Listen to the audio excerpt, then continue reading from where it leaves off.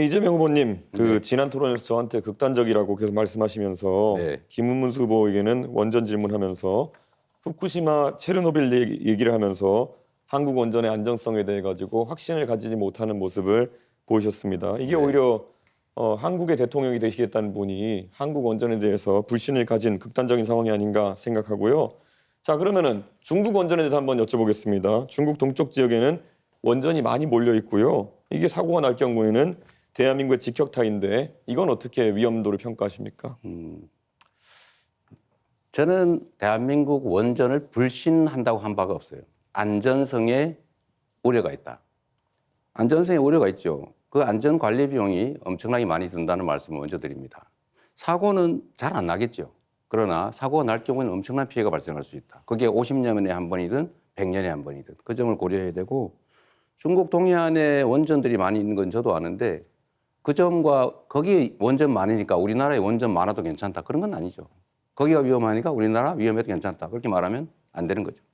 중국의 원전의 안전 관리에 대해 가지고 특별한 대책이 혹시 있으십니까? 왜냐하면 지금 대한민국의 원전 산업이 수출 산업으로 유망하고 우리가 경험한 바로는 문재인 대통령께서 원전의 안전성에 대해서 꾸준히 의심하고 계시기 때문에 해외 세일즈 같은 것도 안 됐습니다. 근데 지금 이재명 후보의 발언대로라면은 대한민국 원전이 뭐 사고가 날 수 있기 때문에 결국은 안전하지 않다는 취지로 들릴 수도 있고, 지금 결국에는 뭐 중국에 대해서는 별말 안 하실 것 같은데 어떻게 받아들여야 됩니까?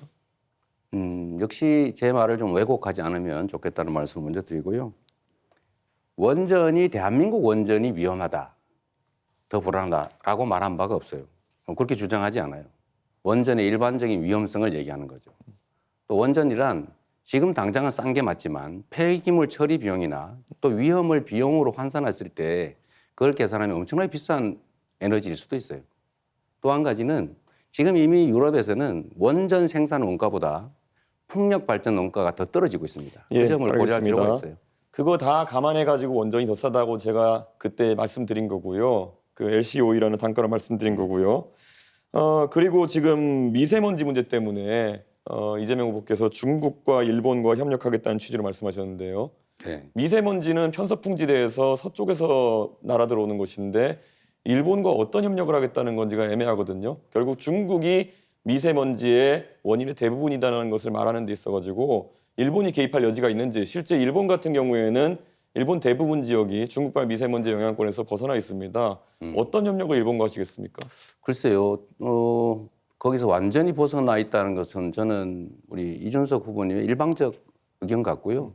그게 한반도까지는 피해를 끼치는데 일본에는 전혀 피해를 안 끼친다, 일본에는 아무 관심이 없다, 저는 그렇게 생각하지 않아요.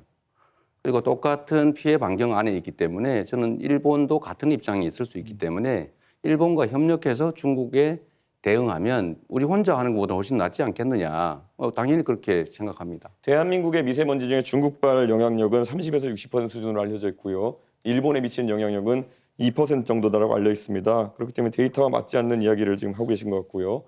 탈석탄, 감원전이라는 이야기를 하셨습니다.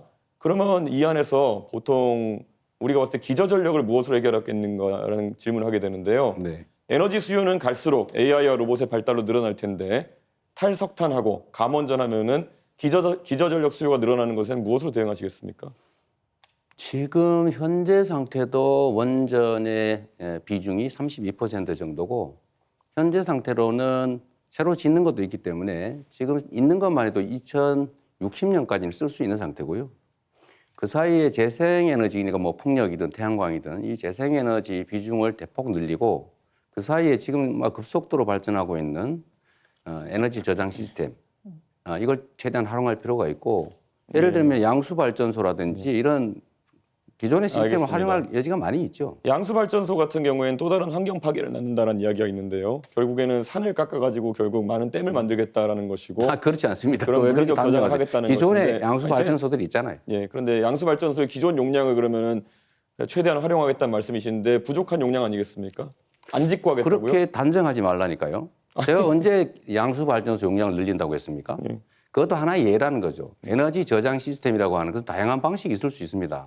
앞으로는 전국의 모든 전력망이 지능형으로 다 연결이 되고, 밤에 예를 들면 그 자동차 배터리 꽂아놨다가 안 쓸 때는 배터리에 전기를 빼서 다른 데 공급할 수도 있어요. 이 전국의 지능형 전력망을 구축하게 되면 에너지 낭비도 적고 그런 간헐성도 상당히 많이 극복할 수가 있습니다. 결국 V2G 이런 것들 얘기하시는 것 같은데 그게 현실화되려면 우리나라에 현재 보급된 충전기 구조 같은 것도 다 바꿔야 되는 것이고요.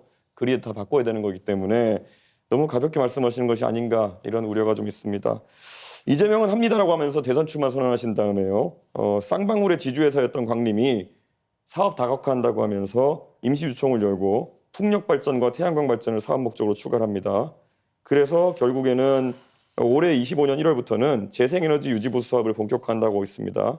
이 광림의 투명 경영을 담당하는 분이 황윤석이라는 분인데 이분이 감정평가사로 후보님 성남에 시장하실 때 성남에서 부동산 업무하셨던 이준석 분입니다. 후보님 예. 45초 남았는데 한 분에게만 질문하셨어요. 이런 분의 이름이 같이 나오는 것에 대해 가지고 재생에너지 관련해 가지고 혹시 이재명 후보가 대장동이나 아니면 여러 사건에서 결국 사적인 이익을 추구한 것이 아니냐는 의심을 받는 것처럼 또 다른 의심을 받을 수 있다. 저는 그런 생각을 하고 있습니다. 다른 후보 답변 시간 30초 보장해 주셔야 됩니다. 예.